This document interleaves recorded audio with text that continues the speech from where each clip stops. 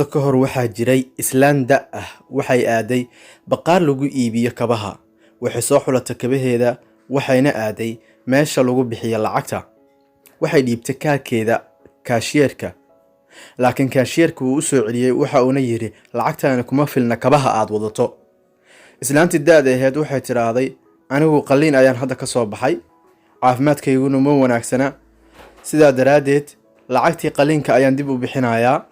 Marka waxaan rabaa in haddaad iga yeelayso kabahan aan lacagtooda qayb u dhiibo. Waxayna u raacisay in kabaheedii ay ka jeexjeexmeen. Laakiin kaashiyerku wuxuu ugu jawaabay inaan meesha laga aqbalayn wax qayb la dhaho. Haddii kabaha ay lacagtooda bixiso ama ay ka tagto.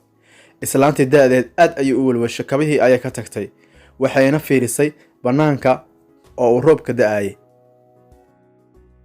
Waxa ay ka fakaraysay sidii ay u dib ugu samaysan lahayd kabaheedii ka haleysnaa. Laakiin si lama filaan ah ayaa wiil yar oo box ay kaba ku jiraan u soo dhiibay ayada si ay u fiiriso. Waxa uuna ku yiri waxaa tahay qof da' ah waxaana loo baahan yahay inaad aad iskaga taxadarto.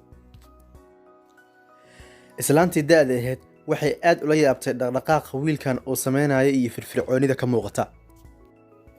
Waxayna u sheegtay inaysan qaadan karin kabahan sidaan qaaliga u ah.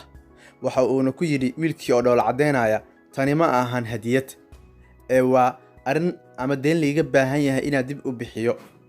Weliba aan u bixinayo ama aan ka caawinayo qof hore ii caawiyay aniga oo aad u yar. Wiilkan yaraantiisa wuxuu ahaa mid iskuulka ku fiican laakiin caqabada dhanka dhaqaalaha ayaa haystay. Maalin maalmaha ka mid ah macallimada ayaa waxay ogaatay in wiilkan uu iskuulka u yimaado maalin dhaaf. Waxayna timaaday gurigiisa si ay hooyadiis kala hadasho arrintaas. Laakiin hooyada ma aysan joogin guriga. Waxay ku aragtay wiilka guriga maadaama habarta ay ku maqneed shaqo. Waxay weydiisay sababta uu iskuulka u imaan waayay. Soo qaado boorsadaada hadda ayaan iskuulka aadaynaa. Laakiin wiilkii ayaa ugu jawaabay maanta ma ahan maalintii aniga aan iskuulka aadayay oo walaalkay ayaa iskuulka jira. Macallimadii arrintaas aad ayay u la yaabtay wayna fahmi weysay wiilkan waxa uu ka hadlayo. Waxa uu u sharxay sababta inay tahay in uu kabihiisii walaalkay ay ka jeexjeexmeen iskuulka uu ku aadi jiray ayna qabaan hal kabo maalinba mid uu iskuulka u qaato. Waxa uuna u sheegay in aabahood mar dhow uu dhintay hooyadoodna lacagta ay soo hesho aysan ka badnayn cuntadooda. Sidaas daraadeedna asaga iyo walaalkiis ay go'aansadeen inay kabaha midba maalin u qaato.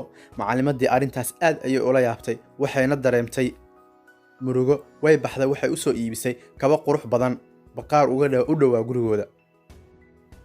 Wiilkaas yar waxa uu sheegay in ay macallimadiisa ay ka caawisay inuu iskuulkiisa sii wato. Maalintaas kadib wiilka waxa uu ahaa mid aad u firfircoon iskuulkiisana maalin uma gambin. waxba ayuu bartay. Waa uu qalin jabiyay. Waxa uu noqday dhakhtar. Sidaa daraadeed waxa uu qasab igu ah inaan dib u bixiyo amaalkii lii galay. Ayuu ugu jawaabay islaantii da'da ahayd. Waxa uuna yiri tani waa hadiyad oo adiga aan kuugu talagalay maadaama macallimadeeda ay caabisay dhowr sano ka hor. Islaantii da'da ahayd way dhoola cadeysay. Waxay qaadatay hadiyadii. Waxay aaday gurigeeda. Kabihii ayay soo bixisay. Kadib waxa uu dhaqaaqday meesha lagu keediyo sawirada ama albunada ayada oo ka fiirinaysay sawirada dhexdeeda. Kadib waxa ay ka dhaxashay wiil yar oo faraxsan oo indhihiisu aad ay farxad uga muuqato kaas oo walaalkiis la wadaagi jiray kabaha. Ilin ayaa ka soo daadatay islaantii da'da ahayd.